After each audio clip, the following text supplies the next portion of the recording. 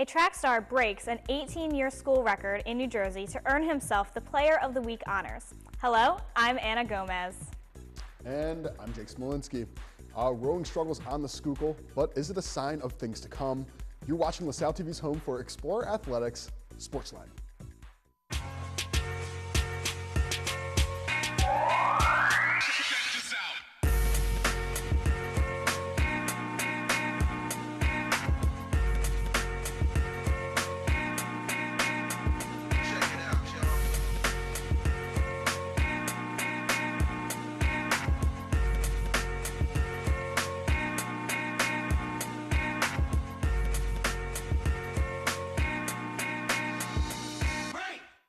Hello, and welcome to this week's edition of SportsLine. After this week's play, lacrosse will be battling for their lives, or at least a spot in the A-10 tournament in their final game of the season. And later, we invite the Honorable Kevin Cook to give us a marquee matchup, and after that, get prepared for a sneak peek into next week's main event package. Brendan does sports. But first, let's take a look at what went down this past week for our athletes. Women's track and field participated in a trio of events starting April 22nd. At the UVA Challenge, sophomore Morgan Zeckley took 31st place out of 71 in the 1,500-meter event. At the Widener Invite, sophomore Alexander Marashi finished the 1,500-meter race with a career best of 7 minutes and 19.22 seconds. In the 4x100 relay, the team of junior Monet Gist, sophomore Amber Jenkins, freshman Kalia Miller, and Ariel Mitchell closed out the day for the Explorers at the Larry Ellis Invitational by crossing the finish line at 12th out of 16 in just 50 seconds.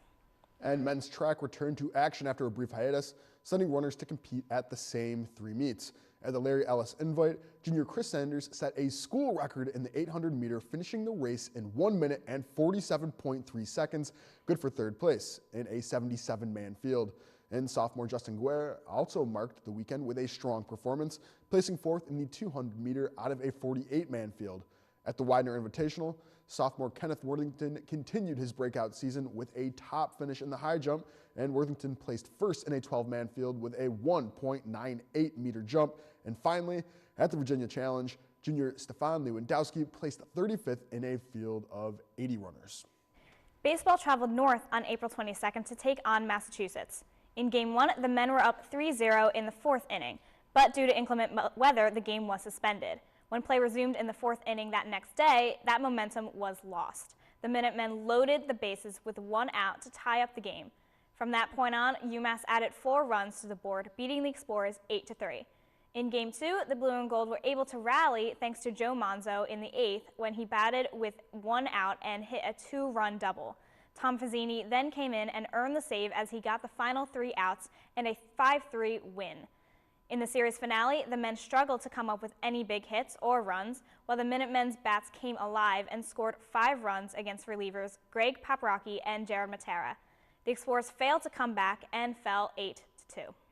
And for a single game against Bucknell, the Explorers left with a big win thanks to a strong bullpen. Drew Jarmoz and Joey Ravert each had a huge night, as Jarmoz had 3 RBIs in the game and went 4 and 5 on the night. Ravert drove in 2 runs on the night, one of which was the game-winning sac fly to center. The Blue and Gold relievers came up strong as they had 5.1 shutout innings against Bucknell. LaSalle took the 7-5 win in style. Just as Jake predicted last week in his picks, softball picked up 1 win in their 3-game series against George Mason this weekend. Can we take a look at the highlights? Let's set the scene a little bit. George Mason was going into the series with a 20-19 season, so they were looking to really make this a winning season. LaSalle was at 10-24, so they're just about treading water. But, and this is really great, in the first inning, LaSalle burst out of the gate in Game 1 with a beautiful Mackenzie Obert homer. This would be the only run scored until the game-winning sac fly in the 12th, but just look at that celebration. You know that just set up a really nice momentum. You have Mary Kate Scott pitching the entire 12 innings, who gave up just a single run that was early in the 4th. Scott struck out in the other 11. And George Mason's 3 pitchers were substituted throughout the innings, giving up a few hits, but not allowing LaSalle to make anything happen. It wasn't until Kendra Hayer and Obert who made it onto the bases for a Michelle Haggerty sac fly, sending Hayer home for the walk-off win. As much of a triumph as Saturday was, the Patriots came back with a vengeance on Sunday to take the doubleheader. And you can see softball not making it happen.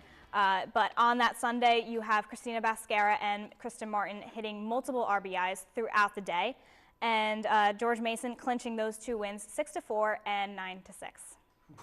And after the George Mason decision, softball stopped at St. Joe's for a Wednesday doubleheader. The Hawks allowed just 2 runs on the entire day from Suzanne Swinicki and Michelle Haggerty. Pitching for the Explorers, resident phenom Mary-Kate Scott limited the Hawks to 3 runs in Game 1. In Game 2, St. Joe's took an early lead off a double. And after 2 scoreless innings, St. Joe's hammered 2 homers to jump ahead before running away with it, tallying 4 homers late in the game.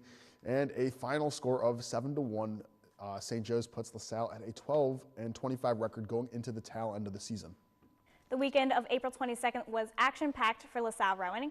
In fact, this past Saturday's LaSalle men's rowing team sent 4 boats onto the Schuylkill River to compete in the Bergen Cup. Coxed by Grant Maddox, the varsity 8 boat finished 4th behind St. Joe's. For the varsity 4, LaSalle entered 2 boats that finished neck and neck with LaSalle B, coxed by junior Emily Gagarich, squeaking by LaSalle A for 5th in the heat. A freshman boat snagged a 5th place win as well, signaling the potential for what is to come from this young team. For the women at the Kelly Cup the same day, an 8 boat finished behind Philadelphia University for a 7-minute 15-second race. It's another correct pick of the week for me. Lacrosse took on George Washington down in D.C. on Friday, April 22nd, as one of their last 3 games of the regular season. And GW has been struggling in the A-10, and LaSalle needed a win to try to secure the 6th seed in the A-10 tournament. And looking back on the game, it was the well-rounded effort we've been waiting to see all season, with 8 players on the team scoring goals, no more than 2 apiece. And freshman goalie Sarah Gallagher managed 11 saves on the day as well, an impressive showing in the 13-11 win. Then, on April 24th, LaSalle took on Richmond down south in a tough A-10 matchup, with Ilgen Fritz jumping off the blocks to score the first goal of the game. It was sadly answered with 7 Spiders goals, and LaSalle could not stop the onslaught and took the 16-7 loss. This puts the Explorers 1 win away from a 6th seed in the A-10 tourney as they prepare for Senior Day against Duquesne. Now, let's talk about some weekly awards. Men's track and field had a great week. Both Chris Sanders and Zaki Williams picked up A-10 honors. Sanders nabbed the Performer of the Week award thanks to his 800-meter performance at the Larry Ellis Invitational, clocking in with a scorchingly fast time of 1 minute and 47.43 seconds. The junior now owns the school record for this event and sits at 17th nationally. And Zaki Williams himself earned Rookie of the Week honors after his leaps in the triple jump. The freshman topped the conference and finished 4th out of 16 with his distance of 14.60 meters. That is honestly impressive just across the board. I'm so glad the track guys are really just starting to show up. Yeah, it's really great to see. But on the other hand, though, other than the track guys, we have a pretty interesting baseball team, and one of our consistent stars, Joey Ravert. There was just an article recently posted on the American Sports Network, just a small-time site. But this doesn't happen all the time, where they're recognizing a player not only for his play on the field, but also for being a guy really doing a ton of work with service and charity. And, it's really awesome when you have a guy that's just leading the team all together and, being just a spark on the offense while also still pitching, playing the field. And because sometimes you hear about these athletes and they're great players, but you don't always hear about what they're doing, how they're doing on the field. Joey Ravert is one of those guys that he is a consistent, great performer for the baseball team. Yeah, and that kind of brings it to this question, though. It's like, what do you think of the importance of, the off-field work compared to, somebody who just puts in all the time, on the court or on the mound? Like you look at people like Connor Barwin or just a lot of these professional athletes that give so much back to the community. It's great to see Joey Ravert stepping in and kind of getting recognized for that, no matter how small the website it really is. And that kind of brings it back to LaSalle University. We have a big emphasis on community service here, so it's great to see that our athletes who maybe are here on scholarship actually really, really living that LaSallian mission. It's really great to see. Yeah, no, it's absolutely wild when you actually think back to how involved our students are. I think we have one of the most impressive series of teams that are all doing so much service. So yeah. And that actually, though, brings us to our first break. So stick with us. And after this, we have a special Who Dat Coach, which is a new segment here on LaSalle TV. SportsLine.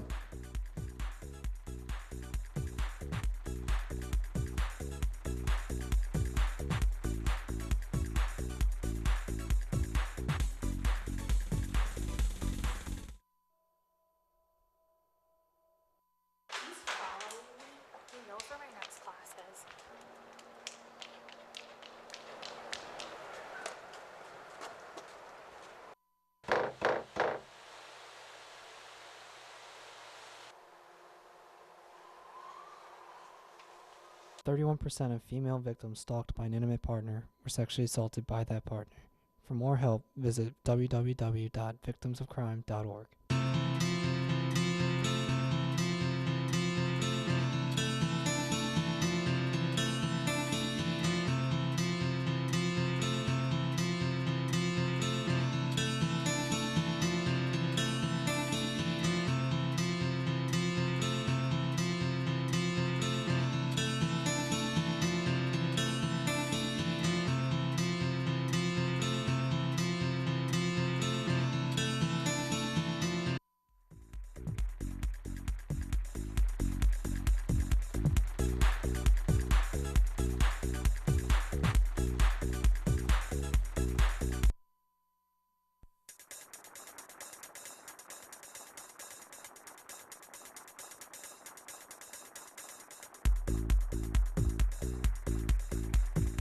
All right, welcome back. And this is a first. We're about to play a segment called Who Dat Coach? We just, like last year, I had to struggle through trying to name as many players as I could on the spot. However, we realized that co-host here, Anna Gomez, has not gotten the chance to embarrass herself on the air as much as Brendan and I, who have taken, just taken the bullet for everything. Yep. Well, that's about to change because we're about to play Who Dat Coach? So, can we please go to coach number 1? This is we're looking for first name, and if you can, name the sport. Number 1. Okay. Well, this is men's basketball, yeah. Dr. G. Oh, right there. Do you actually know his last name, or you just I'm conscious about saying it. It's Gianni. Okay. Well, okay. You know what? We'll give you that one. That's good enough. Can we get the correct answer up there? And it is, right there. Beautiful. All right. This takes us to pick coach number 2. And it is, who is this coach? That is women's volleyball, Caitlin Rimgala. Wow, you're doing such a great job. It's going to get harder. Yeah, right there. Correct answer. Beautiful. Number 2, we're leading you on right now. This is going to be a nice gradual step. And this now brings us to coach number 3. And who is this coach? At least try to name a sport. What do you think? What does it look like he plays? He looks like he could play I immediately felt soccer. You felt soccer? Well, that's not soccer. Coach Swimming. Jamie Platt, swimming, one of the new coaches on our staff. He is stepping in, really pushing these guys. So honestly, right now you are 2-1, and it only gets harder from here. It's only going to get harder. Please, can we bring up number 4? She looks like she plays soccer. So I'm going to say she's soccer. And that is also a severe bummer. Yeah, Coach Mark Salle, field hockey. Yeah, that's really embarrassing that you don't know who that is. I mean, haven't you covered quite a few field hockey games in your life? I have not, actually. Oh, gosh, dang it. Well, then. I do not actually cover a lot of field hockey on SportsLine. All right, well, in that case, let us bring to number 5. Take it. Who's this stunning gentleman? He's one of my favorite coaches here at LaSalle University. One of your favorite coaches. Okay, who do you talk about? You talk about volleyball, you talk about lacrosse, you talk about no? Okay, it's not them. It's not no. Okay. All right, think kings. Kings? Think the monarchy. The monarchy. Think king. If you got 5 seconds. 5, 4, 3, 2, 1. I have no idea. All right, bring it down. Coach Royal women's soccer. That is shameful. You could ask any random person on the street here at LaSalle, and they would know who Coach Royal is. I should have known that one. Yeah, I should have known that one. Devastating. Right now, you are sinking to 2 and 3, 2 out of 5. All right. Well, this now takes us to number 6. Who is that fella? Oh, I've seen him a lot. I've talked to him. Yeah, you've talked. Have you now? I have talked to him. Okay. Didn't we just talk about him? Is he golf? Is he men's golf? Anything. Is it men's golf? Yes, it was Coach Kane. So I got to give you props on that one. But that is also an easy one for the sheer fact that we just did an entire 8-minute package on him. So come on, Gomez. I expect better than that. So right now you're riding the 500 level mark. You are at 3 for 6. All right, next one. Hit it. Oof. Now who is this? Well, on our shirt it says lacrosse. Okay, but okay, well, That's that Coach is Bossel from lacrosse. wow. Women's lacrosse. Congrats! I'm so glad that you were able to snoop your way through this one. Brendan, Brendan in the back. Weren't you the one that collected graphics on this? You couldn't have checked or maybe Photoshop blacked that out. Thanks, Brendan. That was great. You're making it way too easy for us. So now we have to give you another point. So now you are 4 for 7. All right. There's applause in the back. Number 8. Can we bring up number 8, please? Who's this? Who's this guy? Okay. He looks like he plays golf. Just hold on. Just you're jumping. These are only head coaches. You already These got are only Coach head coaches. Kane. Okay. So that would be good information to know. Yes, Because I'm thinking like assistant coaches. All right. I have no idea. All right, well, that is Coach Schofield from tennis. New guy, also, that was another little trick one, just like Coach Platt, who's new here. But now we're going to throw you back to a classic.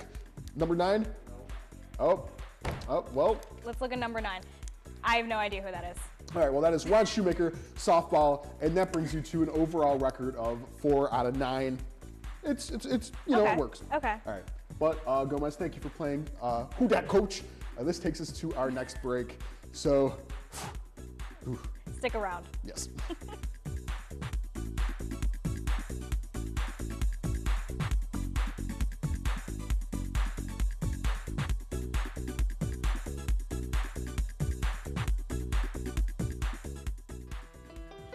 You might feel like there's too many problems in the world, or that, you as a 15-year-old, 16-year-old can't really make a difference.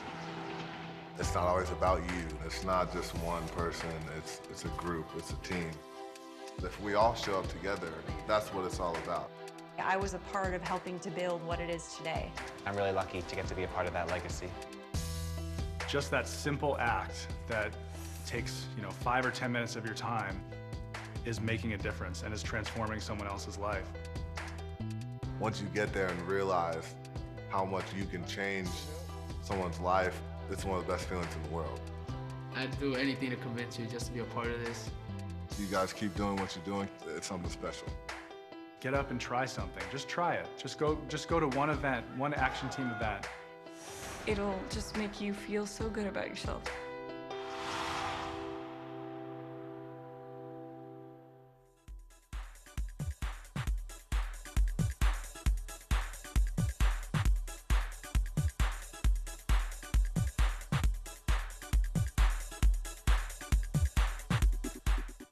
Welcome back. There is a ton of LaSalle sports action this week, so let us take a look at what's in store. Baseball will try to make a move against an 18-16-1 St. Bonaventure squad.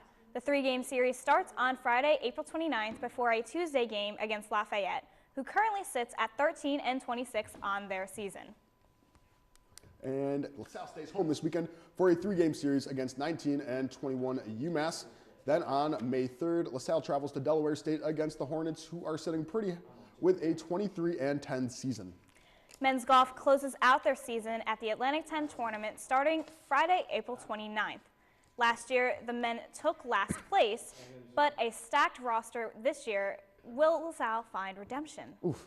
Women's lacrosse closes out their own A10 play with a matchup against Duquesne on Saturday, April 30th. The Dukes are currently 6-2 in the conference to the Explorers 3-5. And now for some track and field action. Hannah, did you know that Philadelphia is home to the oldest track and field meet in the world? You know what? I actually did. And I also knew that track and field will be running in this weekend's 117th Penn Relays at Franklin Field. Here to give us some insight on what we should be looking out for is LTV darling Kevin Cook in this week's marquee matchup. Kevin? Thank you, Anna. Let's get right into it. The Blue and Gold are entering 5 team events, like the men's and women's 4x800 teams, as well as the men's distance medley team, who will be representing the Explorers at the Penn Relays this weekend. For the Explorers teams to do well, some runners will have to stand out from the field. One of those runners is sophomore Chris Sanders. Sanders is the reigning Explorers Player of the Week after breaking an 18-year record at Larry Ellis in the 800-meter run. Sanders is running in the men's distance medley team and will need to repeat this performance for the Explorers to place well. The second star, or stars to watch out for this weekend, are the anchors of each relay race. As the old adage goes, it's not how you start, it's how you finish. And that is how the Explorers' last runners should approach their events. The first key for the Explorers is to stretch. Runners should stay limber and ready to go so they can perform their best in their events. The second key is to take everything in. This is going to be one of the largest crowds that the Explorers will run for. So my advice to them is to use that energy to run strong. If the Blue and Gold do both of these, they should perform well. There it is. Thank you, Kevin. Thank you. I'm excited to see all the pen relay stuff. I know that we have some SportsLine. I'm pretty sure Steve Graham ran the pen relays back in the day. You know, in his I ran it golden in middle days. school. Did you really? Yeah. I just missed the cut. I just wasn't that good enough. Yeah. That is. You missed your chance. Yep. But this year, the Explorers are looking like they have a good chance. Some of their times are just a little bit off pace for recent champions. Oh, very nice. That's And it'll be a very nice opportunity for them to go up against some of the world's best track runners. And this is where all of them gather at the pen relays. Yeah, awesome. Thank you, Kevin. Thank you. And now we're going to welcome back onto the desk our resident fortune teller, Jake Smolinski, for Picks of the Week. All right. No, that wasn't bad. Yeah, that was really good. Here we go. All right. Well, for pick number 1, I'm calling men's golf at the Atlantic 10 Championships. I'm calling a top 10 for PJ Asierno. You know, they're going to be down in Florida. Good vibes all around. It's going to be an opportunity that, you know, just even like last year, Tony Eispoon, he ended up finishing in 3rd place last year. And right now, honestly, LaSalle, we're sitting like underneath. We got bumped by GW for the 5th seed. However, we have some serious talent that has actually been performing pretty well this entire just this entire season. And of course, with the potential added addition of this golf facility that no matter what we're going to keep on talking about, I'm excited to see what they end up pulling together for the A10 championship. And so that next step then brings us to pick number 2, and I'm calling for 1 win for softball against UMass in their 3-game series. Dastardly UMass. They're a 19-21 team, so they're kind of straddling that line. And it's basically the same exact setup that we had against George Mason, where we still got that first win. Mary Kate Scott pitched lights out. Yeah. It was super intense. But the thing is, she had 11 strikeouts, but the rest of our pitching staff, where are they, Kevin? Where's the rest of our pitching staff? Yeah. Apparently nowhere to be found, Jake. We have a lot of young pitchers that just can't compete right now. They're going to get there, but they're just not there right now. It's just, it's tough. It's so tough because you're going up against dastardly UMass, and you only really have one all-star pitcher that's really carrying the weight of the team. And come on, she pitched that many innings. 12 straight innings. Yeah, it's insane. And that brings me now to the last pick of the week, which is 1 win versus baseball against Bonaventure in a 3-game series. Bonnies, they're 18, 16, and 1. And, you know, we also have to travel all the way up north. And, you know, that's about an hour from where I'm at. And, you know, it's just... Where are you at? I'm from Buffalo, if we all need to know, once again. But no, the problem is though is LaSalle, we've been so spotty just all together as you know, a team, and you only have like, you know, Joey Raver and some of these freshmen, but the freshmen can't be expected to perform at such a high level, especially in like, you know, these big series games. And we're not, I don't know, it's bumming me out. All right. Well, thank you, Jake. I think now we're going to transition into something a little bit more interesting. Maybe, yes. Or maybe just as interesting, but a little bit more avant-garde. Yes. So coming up next week is Brendan Rigney, our most lovely producer. He's leaving the show. It's kind of against our will. I'd like to keep him forever, but what can you do? But anyway, this is something that, you know, Brendan will be able to show his children and just look back on it and smile, and just know that he is somebody that can compete in sports. Anyway, please take a look. This is the hype video for next week when Brendan does sports. Yeah. Brendan Rigney, a senior SportsLine producer. He thinks he has seen it all. He's been on the court with the basketball team, interviewed countless coaches, but now, for the first time ever, Brendan will be embarking on a journey unlike anything he has ever done before. Brendan is going to try as many sports as possible with LaSalle's top-tier athletes. And this is not for the faint of heart. We saw him try out for golf. But what happens when the sport requires contact? We will find out next week on Brendan Does Sports, his final segment as LaSalle TV producer as he hits the real world. Brendan Does Sports? I'm excited for that.